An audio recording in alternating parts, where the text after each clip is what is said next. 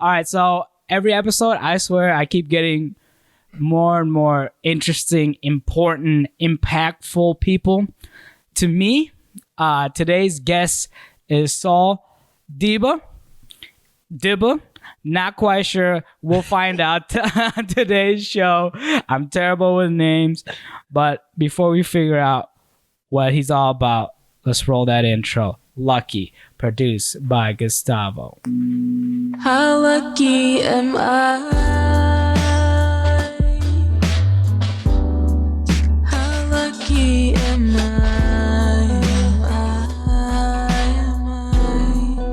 How lucky am I?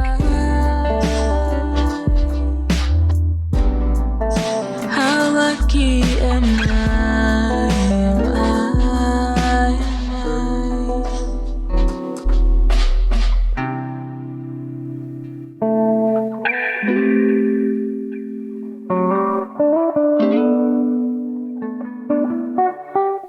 There we go. Boom. SUL. What's good, man? How do I say your last name? Dibba. Dibba. Nice. I'm very excited to have you here. I'm excited to be here, man. I appreciate you, letting me into this space. I've been here a couple of times and, we had some epic conversations. So I'm glad to be here finally doing it with you, man. So thank you. I appreciate you being here. I think that, like I said in the intro, I feel like you're doing a lot of great things for the community specifically. And now the city's starting to recognize that. Yeah. This week, was it the first Art Growth Day? Yeah. So this past Monday, well, 2 days ago, October 21st, 2019 was the first official Outgrowth Project Day. And like you said, we got recognized for our work that we've been doing for the past 3 years. It was actually our 3-year anniversary / fundraiser, and shout out to the city and Mayor Paul. They recognized us and allowed us to have a day in the city from here till infinity, pretty much. So, grateful for that for sure. That's amazing, man. I'm like, that blows my mind. You're the first person I know, maybe the first person, I think the first person in the studio who's gotten their own day. So shout outs to that. Man. What's that feel like? Did your family freak out or what? Oh, yeah, man. As soon as I figured out that, because a lot of people don't know, it's actually been in the works for a few months. So back in like June, myself and Travis Nye, the vice president of our growth project, he set up a meeting with the mayor. Somehow, some way, that guy is a wizard, But well, he's a magician. Yeah, exactly. It fits. But no, he actually set up a meeting with the mayor. And what was crazy, we were having an event in June called our Growth Fest. It's like a community outdoor, everybody just come kick it at Flyboy. And we were going to talk to him about that, like, hey, can you come speak type of stuff. That was our plan. But that plan got blown up because, we're through talking and stuff like that. He kind of offered to give us our own day. So like after he said that, we're just like, man, screw him coming to speak at our event. We had our own day. So it was in the works for a little bit, and we officially got the green light. I think it was like, I want to say 2 weeks before the actual event. So that was huge. And yeah, of course, me, man. I sent the video of us and the proclamation paper, all that, to my family. Like, yo, like, we're doing something big. And obviously the fam was supportive, and, it was great because it's not only a victory for our growth project and the individuals involved, but our families as well, something that our families can carry a legacy on, and that's really all I'm trying to do, just build a legacy. So when I'm gone, you're still going to know who I am, Man, that I feel like that's all we're all trying to do out here. And like, man, so I see you making strides. It gives me a lot of hope for the community. And honestly, shout outs to the mayor. He's been doing a lot of things that have made me go, dang, this guy cares about culture. For you know real. what I mean? Like, he showed up to the Vietnamese New Year last year. Yep. I think he's gonna show up this year. Yeah. He's on stage banging the drums and stuff. He was at Juneteenth last year. He read the proclamation for them, the official Juneteenth day. And I know you just recently with the whole downtown project, you know, the murals that they're putting up, like Fernson and a few other companies, like that's what we need, bro. Like, it's the first time I've seen a mayor that's pushing the art scene, and that's really cool to me. That's and super dope. And a mayor who's actually like involved and interested in pushing the culture.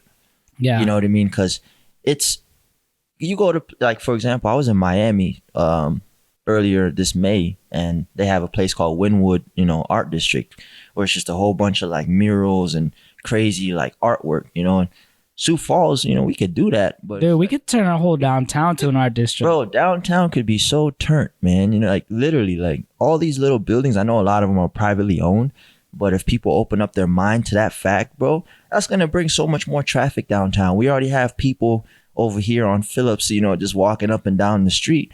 Give them another street to go over and, you know, witness the local art scene. I feel like that's, you know, what we really need just to expand on our culture.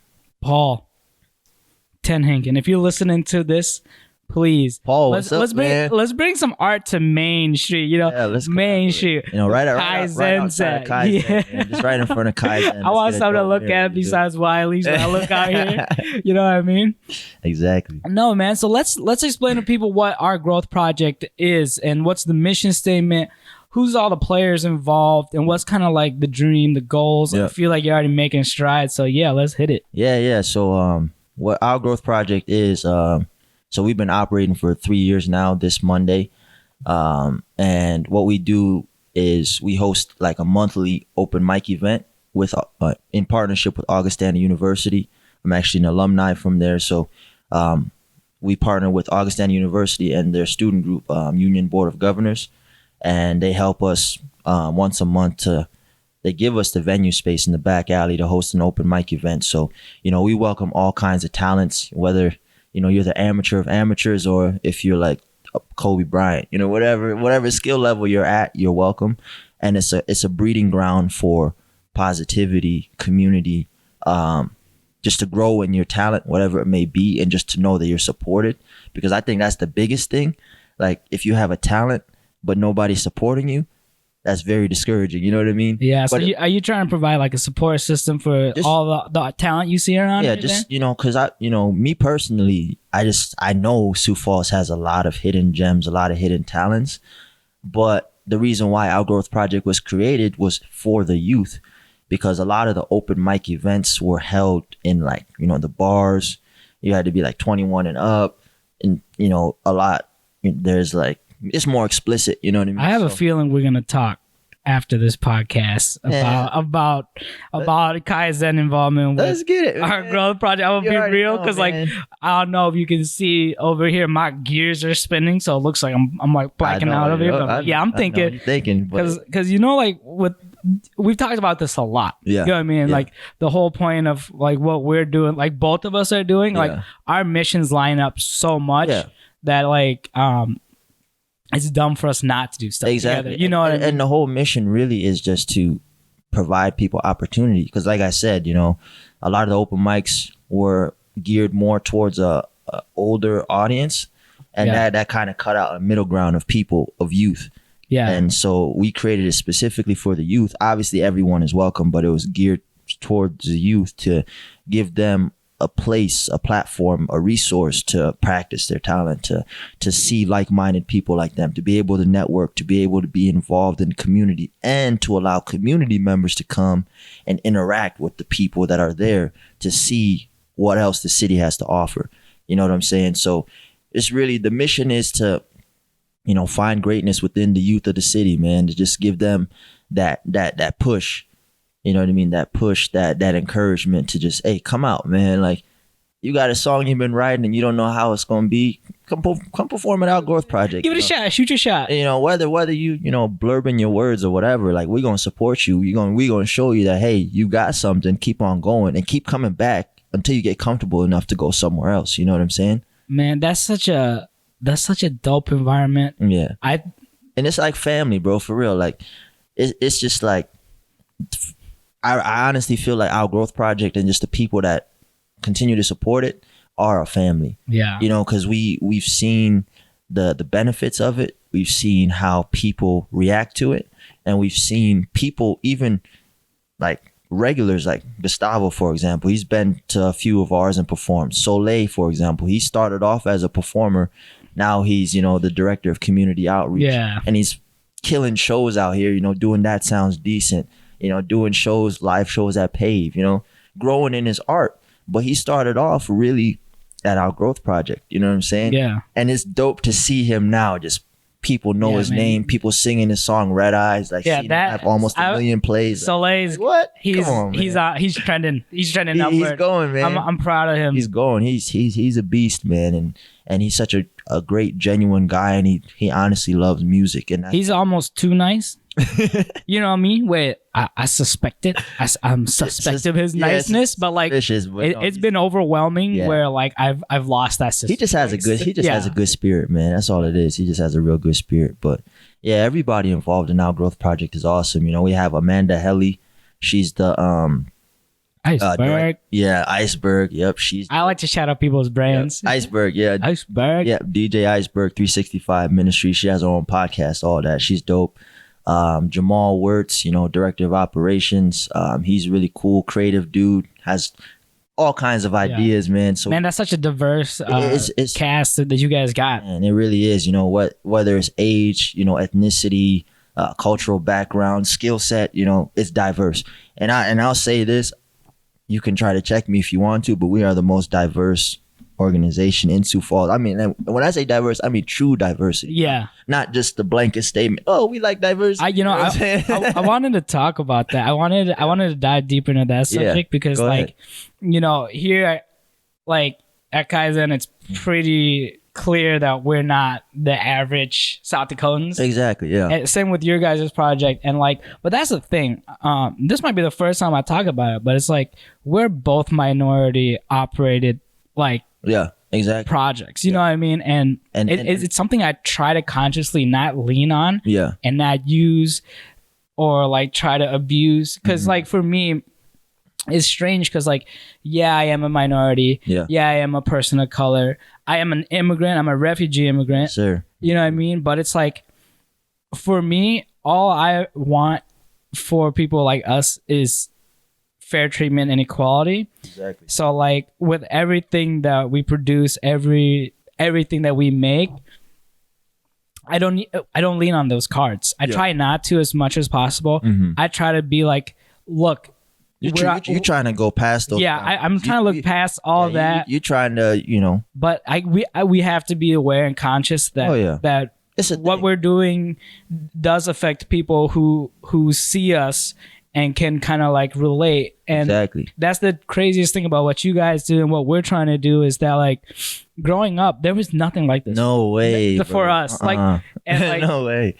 Now the dopest thing is why I really want you on the show is like, you guys are making it like you guys are making a space for people who've been marginalized and grow up with experiences where they don't feel like they belong around here. Yep. And it's like for the first time now, like I'm thinking about the youth. Like, cause like doing this stuff, I didn't realize it until, because we've always just pushed forward. I've always just been like, all right, we're making this content, we're doing this stuff because we love it. Yeah. But now you have the bigger picture. But now, it's like it would be a huge lie and disingenuous for me to be like, yeah, we started out with a goal to make sure that we gave minorities a voice. No, and it wasn't like that. But it came about. But later. It just kind of happened. And the moment that I realized that, you know what, maybe what we're doing, we should be more conscious and aware of how we, you know, like push our message and the things that we do say on here was the Midco guy. When he came to hook up internet for this place, he came in here as a Vietnamese guy, just like me, a little bit older, like 10 years older than me. And he goes, hey, are your parents here? So he thought that like I was a kid. And this is my parents' business, and I was there. I mean, you are short as hell. And black don't crack. You know what I mean? So I look hella young. So yeah, he was like, yo, is your parents here? Yeah. And the crazy thing was like, nah, this is our spot. Yeah, This this is is my my spot. business. Like it probably felt so good to say that, and he probably his It felt so good, his but mindset probably switched. But this is the crazier part. I couldn't make this up. He goes, what do you do? And I was like, oh, we make videos and produce content and we do photography. We do it all. Like, we're trying to be a cultural center / studio. Mm-hmm. And then he goes, my son is going to college this year. I just talked him out of graphic design and 3D modeling and rendering, and I'm making him be an accountant. And I was I like, get that, man. I was like, Why? look at this. And then he had this like moment in his head where Yeah, like I an need off to, switch. he's like, I need to re-talk to my kids. Yeah. You know what I mean? So like for me, that was a big Well, victory. that's the thing, though. You know, as immigrants, you know, because I'm an immigrant. My family immigrated here from Gambia, West Africa, in '98. I came here when I was like 3, so I grew up in Sioux Falls. But like our parents, you know what I'm saying? Like they left their whole life in another Yeah. country, like all through the struggles and all that. So they have a different. Their mindset is survival. Yeah. That's their mindset when they come here. So it's like when it comes to things like school, us as the kids, we obviously are more exposed to things like that are cool, like the graphic design, the music, the Yeah. photography, all that. Our parents don't know that. Our parents know doctors. They know what works. corny- You know, yeah, they know what works. They know what makes money. They just want the kids to be successful. But at the end of the day, it's like I think immigrant parents, not to their fault, but they should try and understand their kids more. And it's kind of hard because obviously Yeah. when you come here, you got to grind, you got to work, you got to yeah, and I not around the get, but kids a like lot. I'm such an empathetic person that like I always put myself in my parents' shoes. Yeah, Well, and lately, you have to. lately, it's a growth thing. Yeah, it's it's my growth project. Yeah. so there you go. so no, like I totally understand where like my parents come from, Yeah. but it's like the for the first time in my life, like in the last year, my mom told me she was proud of me. And like, Yeah. I've been doing this since like I left college, you know what I mean? So it's like, Man. it's taken so long. It's taken like a physical space. It's taken like Yeah. all these things just to like appease my immigrant mom. So like, was your upbringing like that? Like incredibly hard to like appease? To be honest, with my situation, not necessarily. So I'm the youngest of like, I think like 12, Okay. you know, and I'm 24 and my oldest sibling's 46. But we're all kind of like spread around in the States and overseas. But with me personally, just having those older siblings and kind of observing them and their trials and tribulations and their errors and all that stuff, like from a young age, I kind of knew like, okay, this is what not to do. This is what I gotta do. And just my mom would always like imprinted in my mind, like, hey, you know, be smart. You know, you're different. You know what I mean? Like you're looked at differently. So you gotta move different. You gotta move smarter. You gotta be more strategic, you know. So as a young kid, like she was telling me that. So kind of growing up, I knew all that. So I took it upon myself to just grind and stay focused and things like that. So, you know, I did the whole school thing, you know, went through high school, good grades, college, you know, good grades, graduated, and, you know, the jobs. And I struggled along the way, of course, like anybody else, but for the most part, it was supportive. You know, That's good, man. it wasn't necessarily, you know, demanding. It wasn't like you have to do this. Yeah. It was more so a support and love, like, and just wanting to see the best for your child type of a deal. And I recognize that at a young age. And Yeah. obviously having older siblings that been through some stuff, having that mentorship and advice too, like that kind of shaped me. And that's why like I move smarter, you know what I mean, than a lot of people. That's why you don't see me wilding out out here. Yeah. You know what I'm saying? Like, See, I've been to jail. Yeah. So like I pray to God I never yeah, see so it. that's the craziest thing is like to me, I had no support.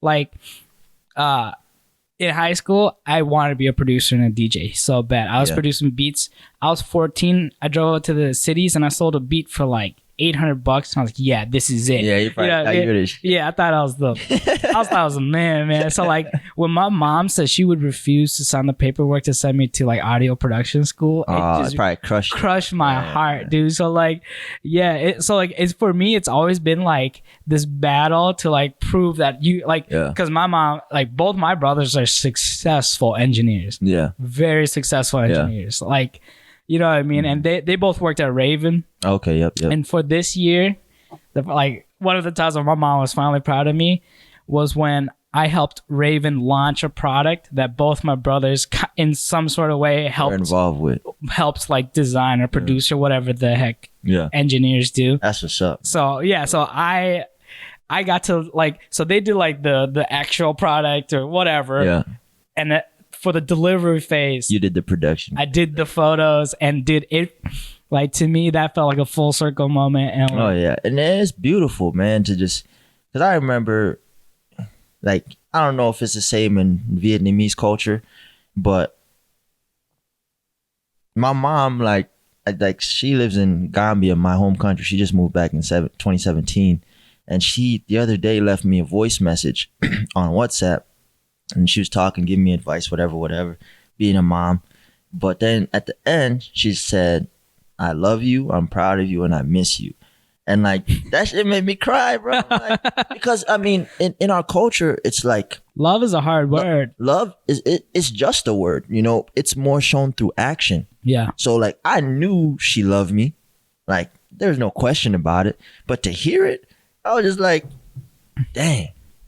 My mom just said, "I love you." Like that's not normal, you know what I'm saying? Like I must have did something to say, you know. But like, it just feels good. I'm not saying working for your parents' approval, but to have their approval in what you do and what you love, it's just such a great feeling. You know what I mean? Yeah. And like, yeah. So I know what you mean when you say, proud of you. Like, it's a great feeling. It took like 29 years for my mom to say it. So yeah, for man, sure. You've been through the fire, man, and now you know you're a phoenix rising out the ashes, bro. Straight up, man. So I want to talk about how we met. Yeah. I think the That was smoothest, the most epic, like the smoothest man I've met in my life. James, first gen. He's like, I'm gonna do my James first gen impression. you got it, yo. Sam, dog, my N word. It's love, bro. You gotta meet my N word, SUL. He be on that same type of ish, you know. So, I'm really trying to connect you two, make some big moves, cause it's all love. All right, that was my James first. That's perfect. That's Dude, perfect, bro. That's James right there. Dude, James is the smoothest guy. Like Straight up, like he could talk me into like probably moving to Gambia. James could be that guy. Yeah, bro. That dude's he's a smooth criminal, man. That's my boy, though. He's a good dude. So he linked us up, and then now he's doing even more linking of us up. Yeah. I'm super excited for this. And promo time to plug an event, everybody. Let's do it. We're gonna plug this shit. All right, check us out next Friday. This episode is actually brought to you by Kaizen. That's right, Kaizen. The Kaizen First Gen pop-up. Yep. We're collaborating with a bunch of dope people. First Gen, Yep. Kaizen, Yes.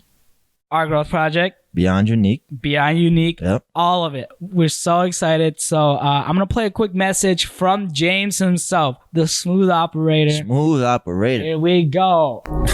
SUL Falls was good. Catch me back home Friday, November 1st for the First Gen pop-up shop. Finna have all the pieces, tees, long sleeve, hoodies, shorts, pants, and custom pieces along the way. DJ Teos finna be in the building. We're gonna be at the Kaizen Studios, downtown, 319 North Main. Like I said, Friday, November 1st, 4 p.m., Kaizen Studios. Come fuck with me. Love the way that you're on my mind. Yeah, girl, you are so fine. We can celebrate till we cross the line. Ain't gotta waste no time. Love the way that All right. Yeah. So let's try to talk about the pop-up. Yeah, let's get it. It's something that I'm pretty dang excited about. Same here. Because what we haven't talked about is you have your own clothing line too. Yes, sir. Beyond Unique Clothing, BYC. So let's talk about Beyond Unique, and then let's talk about the pop-up. Let's do it. So how'd you get the concept for Beyond Unique? What's it stand for? All that. Let's go. Give me the pitch. You want the full? Yeah, give me the story, man. That's what people are here for. All right, so I actually came up with the idea and concept my summer going into sophomore year of college. I was just studying for a final, and I couldn't sleep. Like I was just, like when you're sleeping, like you're half asleep, half awake, and like just stuff is running through your head. Like there's something keeping you up, and you got to dig for it. Yeah, there's something keeping you up, and I'm just like, and at the time it wasn't called Beyond Unique. It first was Be Unique. So that kept on ringing in my head. I was like, what the heck is Be Unique? So I literally woke up in the middle of the night, like 3 a.m. I got a final at like 7 a.m. You know what I'm saying? Yeah. Like I shouldn't have been up, but like I just wrote down the name real quick and like let it sit, Came back to it, and I was like, this is actually really cool. And I kind of just sat down. I was like, what does it mean? What is it supposed to be? Like, why am I doing this? And really, especially being in college, being around all kinds of people, you just see people not being their true authentic self, trying to fit in with a certain crowd, trying to impress a certain girl, boy, whatever it is. And people aren't their true authentic self. And therefore, it's not genuine. And I'm a big energy person. And if I feel the energy is off, like I'll just keep my distance. So the whole point behind it, the tagline is be rare, stay true, be you. Just be your true authentic self. It's okay to be cool. It's okay to be weird. Like, back then we used to get roasted for being weird, but now the weirdos are getting the money. You know what I'm saying? Yeah. So it's like, it's okay to do what you love, to do what you want to do, and just be authentic and true in it, and just be positive and show love. Like that's really the main message behind Beyond Unique. Just be your true authentic self, and just, do what you love and spread love and positivity, really.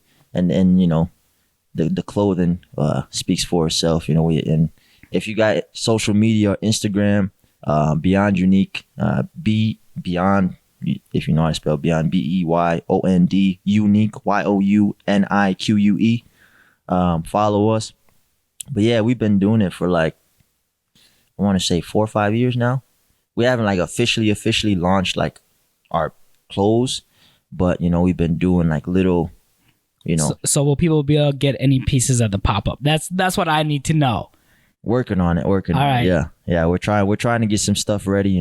Get a couple pieces out there so they can cop and help. At least you'll be able to brand. see it. You'll see the brand. Yeah, exactly. Maybe too exclusive for you normies right now. Yeah, maybe too exclusive to cop, but you can at least feast your eyes and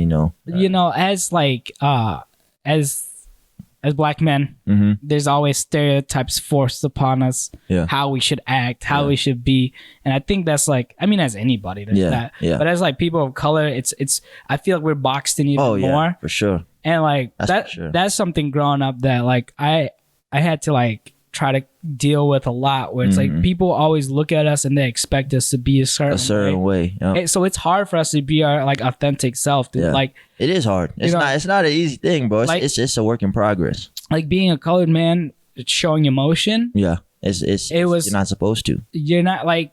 Shout outs to Kid Cudi and like shout out Drake. to really like there's a big movement for like men's health and men's like mental health specifically lately that I really Charlemagne the God too. Yeah, shout out to him. I really mess with that, man, because like I feel like a lot of I think of all of the issues that I hear about men facing, like depression and like the highest suicide rates and all that stuff. I feel like there needs to be more openness about men's mental health. And because like it's so crazy, especially around here, like in the Midwest, it's true what they say, we're years behind when it comes to culture and stuff like that. So that's, it's like fact. Like, man, like people are still calling each other like gay as like an insult around here. And it's all like it's so wild to me, because like, like the biggest like destructive thing you can say to a dude who's hurting is man up. And like for me, I always catch myself thinking that when someone tells me their problem. What I mean? So it's because like we're not, even like growing up, it's like I dealt with a lot of the emotions that I was going through by myself, because by the time I was like in middle school, all my siblings were out of the house and my mom working 6 days a week, and I only see her for like 30 minutes to an hour before she goes to work when I'm out of school type stuff. And me and my dad, you know, we didn't have the best relationship. He was a great dad, but we just didn't connect on some things. So it's like I was dealing with a lot of stuff by myself. So I feel like as men growing up, we're not allowed to express those emotions. We don't know how to deal with those emotions because we weren't taught how to. Like, you know, just the other day, like I was grieving and I was like, what am I doing? I didn't know what it was. You know what I mean? I was like, Yeah. Because it's like it's alien to us. You know what I mean? To show emotion, Yeah.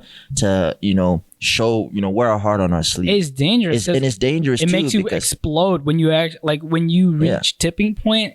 it's Man, when I dangerous, reach man. tipping point, I hate it when I get there. You know what I mean? I hate it when I know I've been repressing for like Yeah. a month and then it just all comes out one day. Yeah. Like, so like for me, it's something that affects me really personally Yeah, because like exactly. as a Vietnamese person, like you gotta man up. That's Yeah. the only solution. Yeah. You man up. And that's the thing. Like I said earlier, I feel like a lot of immigrant people were taught how to survive. Yeah. And in that, you know, learning how to survive, you learn how to suppress emotions because it's That's like, the first thing you gotta do. because it's like in order to keep on going to you know, keep going to work, you know, keep watching the kids, whatever it may be, it's like you have to suppress those emotions because if you show those emotions, it feels like it's a burden to other people. At least that's how I felt coming up. Like I felt like if I told, you know, Sam how I felt or whatever, it'd be a burden to you, and I didn't want to put that burden on someone else. That's also an empathy thing, and like I know we connect because I can feel like how empathetic of a person you are. Saying a statement like that, where it's like, why should I pour into this person when they probably have a cup full already? You know, that's how I always thought. But you know, lately, as of recent, you know, I've been actually been fortunate enough to run into people who care for me that actually want to hear how I'm doing. And that's like, to me, that's just like, whoa, I'm not used to this, you know, like, Yeah. so it's just weird. But like, yeah, man, I think it's so important to focus on mental health in general, but men's mental health needs to be more talked about. We need to find more resources, ways to, you know, let out these emotions in a healthy way. Yeah. You know, not because you think about it, I know a lot of people growing up who were depressed or, you know, anxiety, whatever you want to call it, and then they went on a destructive path because they didn't know how to deal with it. They weren't taught how to deal with it. There weren't resources there for them to go and let those things go in a healthy way. You know what I'm saying? So it's like, it's just learned behavior. You know what I mean? Yeah. We learned how to suppress our emotions and do all this stuff. When you combine like that with poverty and poor access to healthy food, because that's the biggest thing about poverty is that, one, you're always in survival mode. Yeah. So every decision you make is for short-term gain and long-term failure. Yeah. You know what I mean? And then with diet, when you're poor, all you can eat are things loaded with carbs and sugars and fats because that's cheaper, longer shelf life type items. Exactly. You know what I mean? So like, you know, you ain't buying a lot of produce. You know what I'm saying? You're buying, you know, some cheap meats, some processed stuff that you can quickly put in the microwave, cook up. You know? then alongside with poverty, it's impossible to get mental health care. Yeah. You know, so it's like It's expensive. Like for me, like unless you have insurance or something. I always link like poverty with mental health care. You know what I mean? Like to me, like that was the environment I grew up in. My dad was schizophrenic and bipolar, and we were dirt poor. So my dad couldn't work. My mom worked, and she raised a family of 6. Yeah. Like by herself. So she wasn't there. The parent that was there was my dad, and he wasn't crazy. Stable. Yeah, it wasn't stable. Crazy. So like, yeah, my whole life has been survival mode. Yeah. And just until very recently, I've just been very recently been able to like think forward thinking, making plans that involve the word saving or investment in myself. Or, you know what I mean? Like my motto used to be like, I could die at any second, so I got to blow this cash. You know what I mean? Exactly. Yep. And like, it's so unhealthy. That's another thing though. You like, bro, not to make this into a racial thing, but it's true that, you know, growing up, my, you know, white peers, they had hella resources. You know, the parents well off, you know, great jobs, and They can do certain things. You know what I mean? But as an immigrant, like living in survival mode, your parents, like unless if they were fortunate enough to come across some kind of resource, but most of the time your parents aren't teaching you how to invest.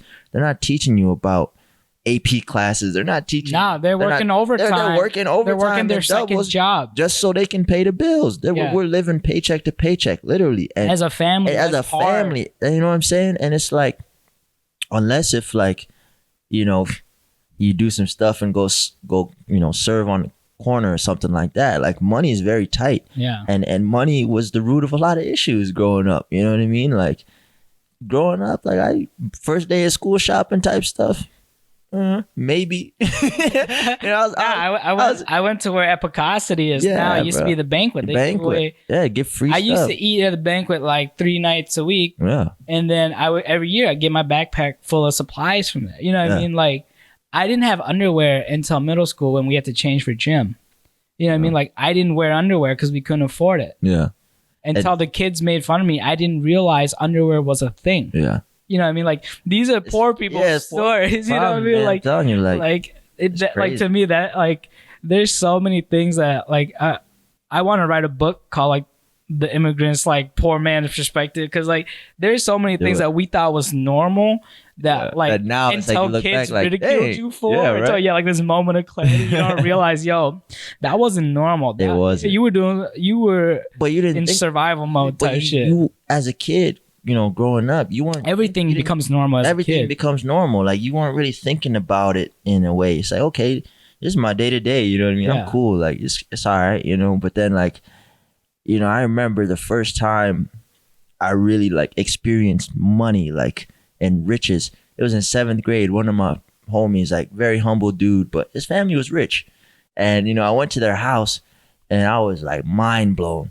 Like, you live here? Like what? You know, because where I come from, you know, my next door neighbor is a meth dealer across the street. They're dealing crack. Behind me, they're dealing weed. Yeah, so it's like I'm not used to, you know, luxury.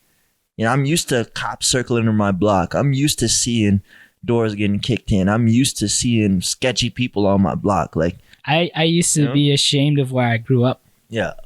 Now I'm proud. I love the East Side. I grew up on Main, where this studio is. Yeah.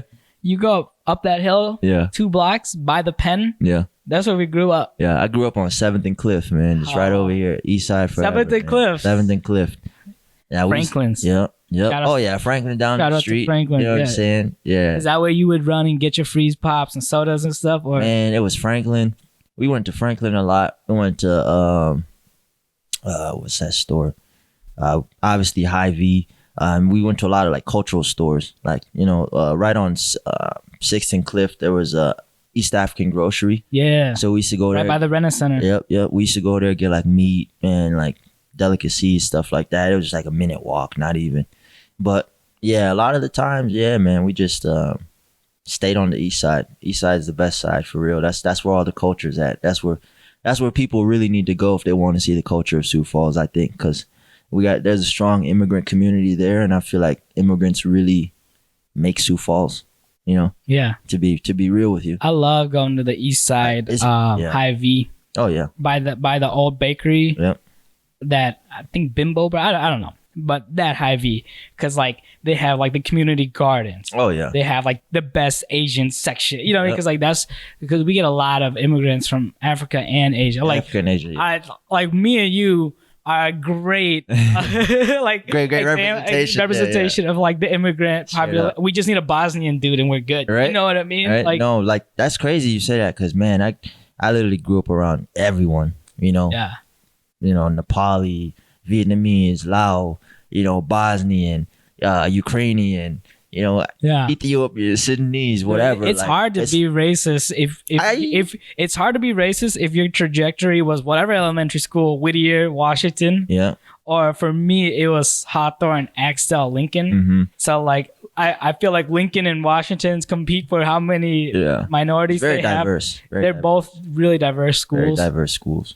Um, Shout out to Washington. so you went to Washington, right? Dubs up. Hey, amazing, dude. All my friends went to Washington. Yeah. Like, I'm old. I'm not gonna incriminate myself, but like all my homies, like they started that b-boy wave at Washington. Oh yeah. I don't. Was there like guy dancers at Washington? Yeah, yeah. When I was there, I'm sure you know him, Kevin Thongbong. Yeah. That's my boy.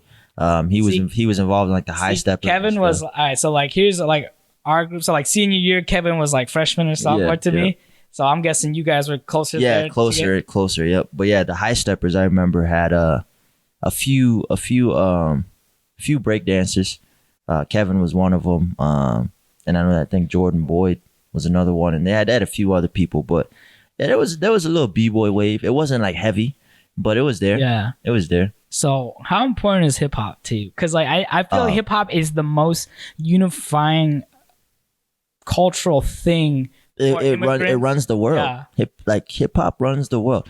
If you look at a lot of these commercials, like car commercials or like these dating commercials or whatever it is, there's every single McDonald's commercial. Yeah, McDonald's. It's either hip hop, R&B, or some sort of jazz, which is mainly black culture. You know what I'm saying? So growing up, I grew up on a lot of like reggae and hip hop. Yeah. You know, like Tupac. The Tupac was huge. Wait, you grew up on Tupac too? Oh yeah, Tupac. You know, Tribe Called Quest, P.D. Pablo, like, dude, you Do or Die. You sound like my brother because I'm like, North Carolina, go ahead and raise up, take your shirt off and swing it around your head like that's the best, man. That's no. my. I DMX. DMX. You know what's crazy? I saw DMX at Rolling Loud, and it was like the greatest experience ever. I was like, yo, when were you at Rolling Loud? This most recent May 2019. Wait, you were at Rolling Loud? I was at Rolling Loud this year, and it was amazing, bro. Tony Tone was on here, and he DJ'd. Yeah, he DJ'd Rolling Loud. Yeah, that's crazy. Yeah, shout out to Tony Tone, man. That's an East Side homie, man. Dude, East Side forever. East Side rise up, dude. Yeah, that dude, man. You know, he's really pushing the culture. I'm a downtown guy. I'm downtown all day, but I'll rep East Side. Man, you're welcome on the East Side, man. I got the East Side G pass. You got a pass. You got a G pass. Damn. You know what I'm saying? Vince, he ain't allowed on the East Side though. But yeah, man, hip hop. Just kidding. I think hip hop to me is very important. It's the music I listen to the most, and you know, I'm a kind of guy who I really like lyrics. I like listening to lyrics and finding the meaning of songs and just being able to relate to the artist. Like this past weekend, I was at a Big Crit concert. That's my favorite artist, Big Crit. Anybody that knows me knows Crit is my guy. But yeah, he had Domani there, which is T.I.'s son, and then Rhapsody, who's another beast. She's crazy. But it was such a beautiful show, just like good vibes, good energy. Everybody was enjoying. Like, I just think it's a unifying music. You feel me? Like, yeah, I could play Playboy Cardi, and a white kid, might sing with me. You know what I'm saying? But like, you just see the unifying factor within music, especially hip hop. You know what I mean? So hip hop plays an important role in my life. Like I'd say a lot. There's a few songs that definitely motivated me, helped me get through some stuff. Like, you know, just relatable stuff. So hip hop is very important to me. Music in general. Yeah, I think hip hop is probably the most important like music cultural thing to me as well, because like it was a thing that for the first time in my life gave me some sort of value. When I sold that beat. Like I was like, I made a rap beat and I sold it, and it was literally you remember Lean with the Rock with it? Lean with it. Right. Yeah. So I literally made a whistle sound and I was like, we're doing a whistle snap beat, and it took off. And like, I was so proud, man. And like, it was lit. Man, hip hop was like what first empowered me. It was the group of friends. It helped me find my like tribe. Yep. You know, with the b-boys, and then like, I don't know, man. It's just the attitude. Like, you can't beat the attitude of hip hop. You can't. It's like, and it's rooted in protest. It's rooted in uprising. It has a very rich culture. Yeah, it has a very rich culture. You know, and it's modern. Yeah, it's something I feel like we can be part of creating the culture. Exactly. You know what I mean, it's a very inclusive culture. It is. I mean, the way I see it, man, is as long as you are authentic with your music, I don't really care what you look like or who you are, but if I can relate to what you're saying, or if you can make my head bob and, you know, you got some dope lyrics, I'll listen to you. I don't care what you look like. Yeah. It's just like, but as long as you put out good music, you know, like I don't want to listen to So talking about good music, could you give us any previews or any so the pop-up shop, we're doing the after party. Oh yeah. Shout out to the bonus round. Shout out to them. They have partnered up with all of us to throw this event, and like, to me it's so dope because they're going above and beyond. Like, we came in there with a plan, and they added to it. They added. See that, and that's beautiful. Yeah, that's the beauty of collaboration, when people can do that. And like, dude, like, I'm not gonna name any names, but like, venues that I've done so much free work for, that I've contributed to their growth. They haven't done much for you. We reached out to them, and they hit us with a full price like bill, and they're like, "Yeah, it's gonna cost this much," and I was like, "Oh, like this bill, like we can pay it, but like the stuff I've contributed to you guys beats us 10 times." Oh yeah. And like, to me, that hurt a lot, because like, everything we do here, the content that we produce, like the stuff we do is like for the culture. Yeah.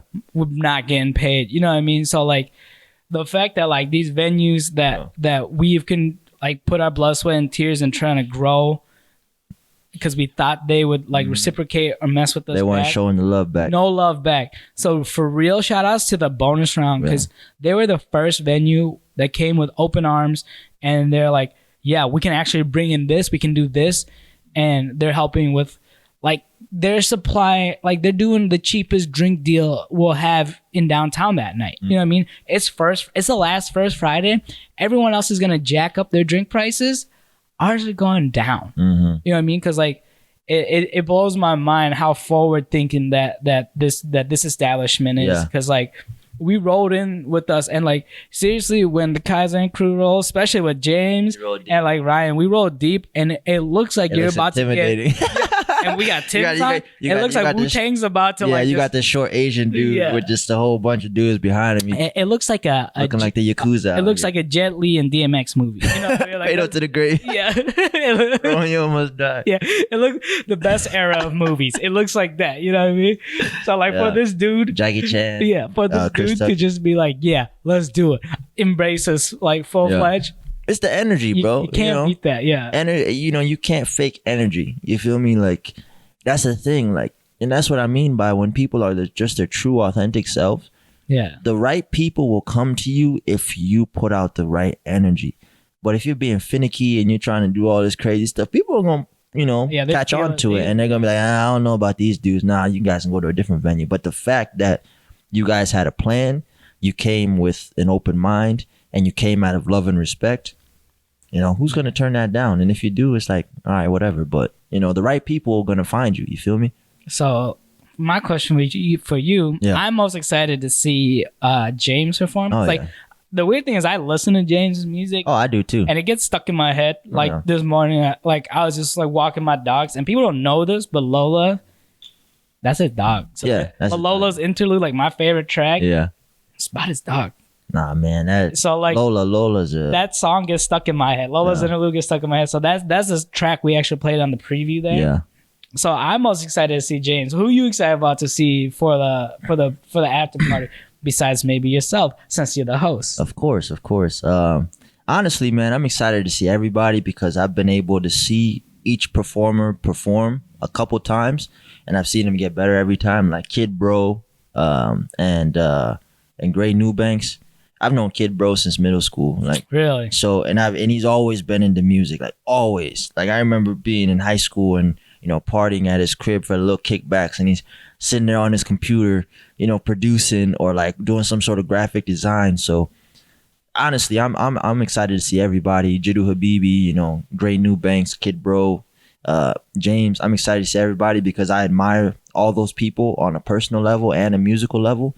So to be able to be in collaboration with all those guys, and they're actually my homies, like, it's just gonna make the pop-up that much better. And they all got fire music, like all of them. They don't have bad music. I'm excited about the music. Like, they're homies. Like, I don't know all of them. Like, James is a homie, you're a homie, but like, the music, the music is gonna be fire. I feel like this is the first lineup where I'm excited for all the acts. Yeah, you know what I mean? Exactly. Like, and that's rare. You know what I mean? Like, especially around here especially. But all those guys are fire, and I think that if you come to the pop-up, you're definitely gonna get a full experience, and you're not gonna leave thinking, this was whack. You know, you're gonna want to come to the bonus round and drink with us. Yeah, that I'm excited for the pop-up and I'm excited for the bonus round. We did it as a 2-parter. Yeah. Just to like maybe flex, but for real, like to make an experience. Cause like it's for the youth. It's 18 and up. Yeah. You know what I mean? Like the pop-up's all ages. Yeah. The after party is 18 and up. Mm-hmm. But it's like we wanted to create something that felt curated,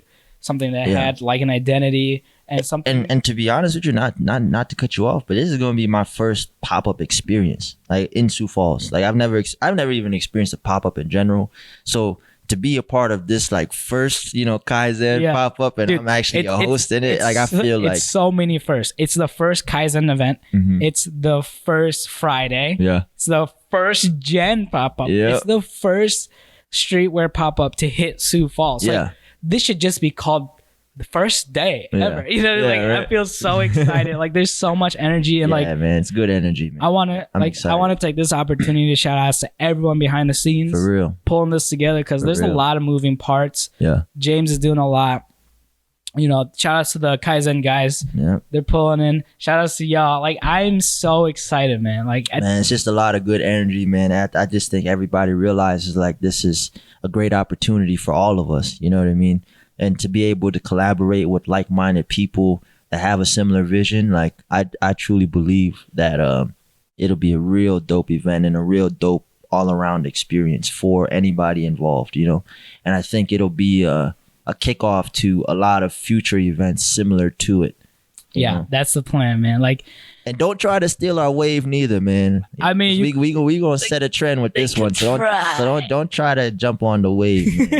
Just set us up to do it right. Yeah, exactly. All right, we're here. We're willing to work with anybody. So yeah, we trying to do it right. Hit up the guys. Hit up the guys, man. The Dons. So what's up? I'm beyond excited. Same here. I'm beyond unique. Oh, of course, man. Be rare, stay true, be you. You know what to do. Dude, so you know, I've been like thinking about this a lot, and I'm just gonna put it on wax. Go ahead. I'm gonna have you be. I want you to be reoccurring. Let's do it, man. I think we should do something together. Let's do it. I think we should either, you know, we'll write up an idea plan. We'll write out some planning after this, but I'm mad excited, dude. Yeah. This has been probably one of the most like people could probably tell. I'm excited about what we've talked about today, man. And I'm honored to have you in here, man. Thank you for having me. Thank you for having me. I cannot wait to show the city what we've been doing. Big things on the way, man. So shout out to Kaizen for real. Shout out to CHAMLIFE. Cham I am. That's right. Call me whatever. Cham I am. That's what I'm gonna call you from now on. All right. Instead of Sam I am. Well, Saul, I'm going to do the little outro. Let's do it. All right, guys. If you want to follow everything that's going on, just look in the description. Friday, November 1st, come out to Kaizen's first two-part event. Pop-up shop and after party. Kaizen 4 p.m. Bonus round 8 p.m. But yeah. Thanks for tuning in. If you made it this far, you're a real one. And tune in next week for another fantastic CHAMLIFE. Another one. Boom.